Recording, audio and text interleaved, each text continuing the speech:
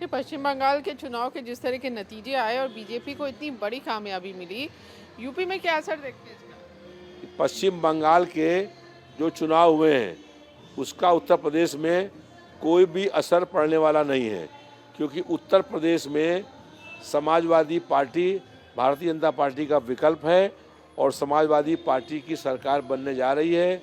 जनता ने मन बना लिया है, यहाँ बदलाव होना तय हो गया है। लेकिन बंगाल में जिस तरह के नतीजे आए, वहाँ तो मुस्लिम वोट बहुत ज़्यादा है यूपी के मुकाबले अगर देखें, तो कुछ उससे सबक भी लिया आप लोगों ने? पश्चिम बंगाल में हुमायूं कबीर ने भारतीय जनता पार्टी के कहने पर मुस्लिम वोटों के बंटवारे का रोल अदा किया और बड़े पैमाने पर मुस्लिम मतदाताओं के वोट बट गए आपस में, इसलिए भाजपा जीत गई।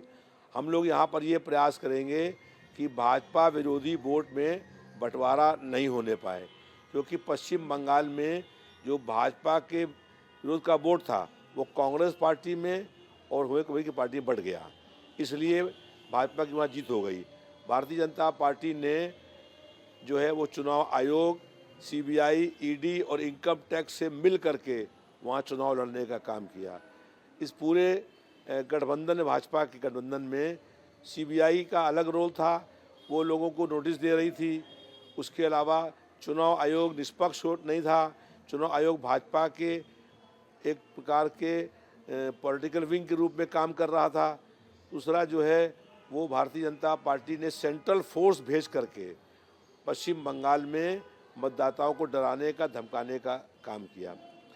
मुख्य बात लेकिन जैसे केशव प्रसाद मौर्य कह रहे हैं कि जो जनता का मन है, जो जनता ने अपना फैसला सुनाया है, उसका जो लोग सम्मान नहीं कर रहे, इस तरह के आरोप लगा रहे हैं, वो पैक उनको कर दिया जाएगा, जनता उनको हमेशा के लिए रिजेक्ट कर देगी। देखिए, इंडिया गठबंधन जो है उसको मजबूत करना पड़ेगा और इंडिया गठबंधन की अगुवाई इस वक्त कमज़ोर हाथों में है। हम लोग ये चाहते हैं कि समाजवादी पार्टी के राष्ट्रीय अध्यक्ष माननीय अखिलेश यादव जी इंडिया गठबंधन की अगुवाई करें। अगर अखिलेश यादव जी की अगुवाई में चुनाव होगा तो निश्चित रूप से भारतीय जनता पार्टी की बहुत करारी हार होगी और इंडिया गठबंधन की सरकार बनेगी। पश्चिम बंगाल में इंडिया गठबंधन के जो दल थे वो चुनाव साथ में लड़ रहे थे, मुख्य रूप से कांग्रेस पार्टी लड़ रही थी, तो इस कारण से भी भारतीय जनता पार्टी को लाभ हुआ।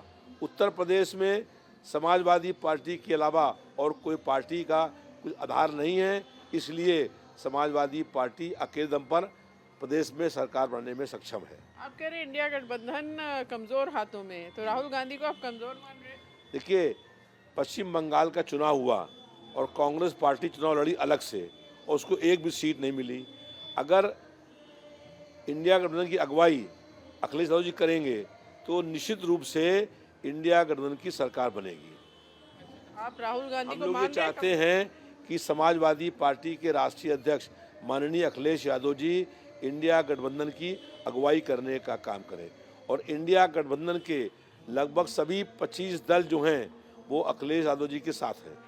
इस बारे में क्या कुछ बात करेंगे? आप लोगों ने कहा है कि कुछ मीटिंग बुला के कि जो इंडिया गठबंधन का नेता अखिलेश यादव हो, जो आपकी मांग है, इसको कहीं रखेंगे? हम लोगों ने जो विधायकों की बैठक हुई थी उसमें भी कहा था और आज भी ये बात कही है कि इंडिया गठबंधन की अगुवाई जब तक अखिलेश यादव जी के हाथ में नहीं आएगी तब तक इंडिया गठबंधन की जीत नहीं होगी और तब तक भारतीय जनता पार्टी को हम लोग हरा नहीं पाएंगे।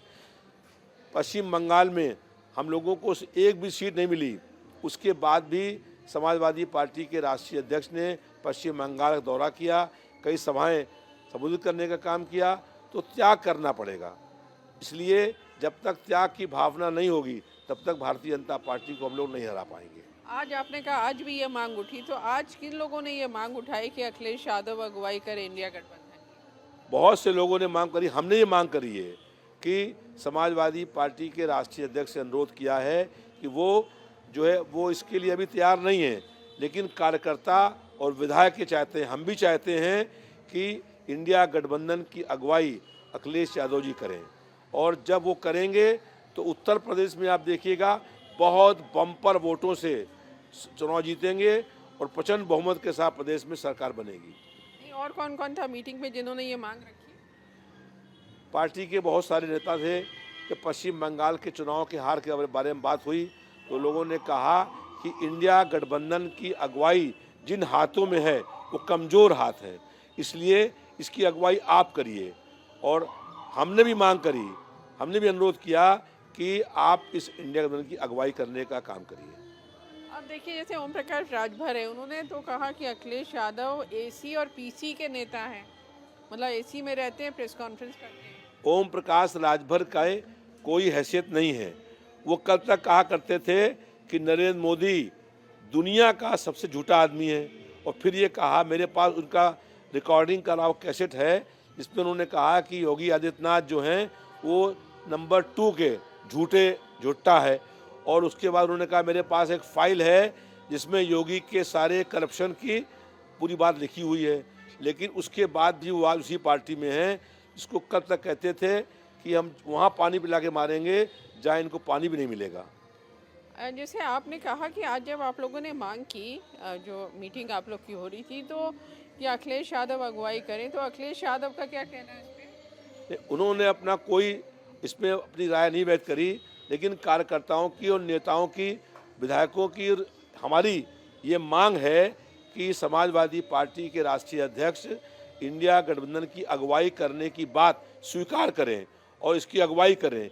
जनता ये चाहती है, जो आम जनता है वो ये चाहती है कि इंडिया गठबंधन की अगुवाई अखिलेश यादव जी करें, और अखिलेश यादव जी करेंगे तभी भारतीय जनता पार्टी को हम लोग हरा पाएंगे।